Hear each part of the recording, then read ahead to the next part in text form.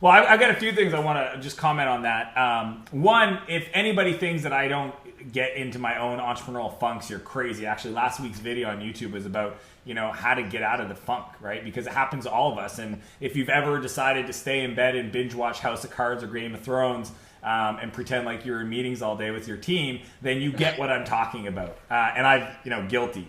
So the only difference with me is I at least can admit to where I'm at in that phase, and I just time block it. I just pretty much say, you know what, I'm going to give myself the day. I've been grinding for 2.5 months, and I'm just going to give myself 6 hours of the day, or sometimes 2 days, and just say but at this time I'm back at my desk, I'm back cranking on my emails and producing in the world. So just want people to know, I like everybody else have emotions and go through the entrepreneurial pendulum of business. On the kind of the no compromise or kind of honoring myself, people have a hard time when I say, okay, well, my hour's worth $100, but they're not able to generate $100 worth of revenue by not doing this other task. It still needs to get done. So the first thing you need to understand is humans have a bias towards not losing what they have versus gaining something better. So the best story I can tell you, and my dad's such a great example, and I love him, but he just makes me giggle sometimes. He owns rental properties, and he mows the lawn there. He has 6 rental properties, and he still manages to mow the lawn. I ask him all the time, why are you doing this? You can clearly pay somebody else to do it. And he says, oh, I enjoy doing it. It's a good meditation.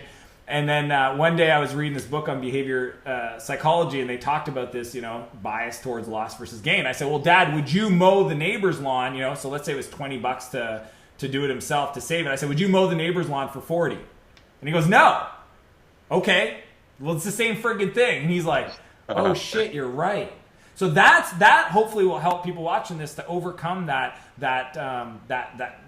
block in their brain saying, well, I got to do this $10 task because nobody else is going to do it. No, you need to figure out how do you get more leverage in your day. So I actually have borrowed this great framework from my buddy Todd Herman called the Entrepreneurial Scorecard, which really just shows you how to create these 4 columns of value in your day of tasks, and starts with 10, 100, 500, and $5,000.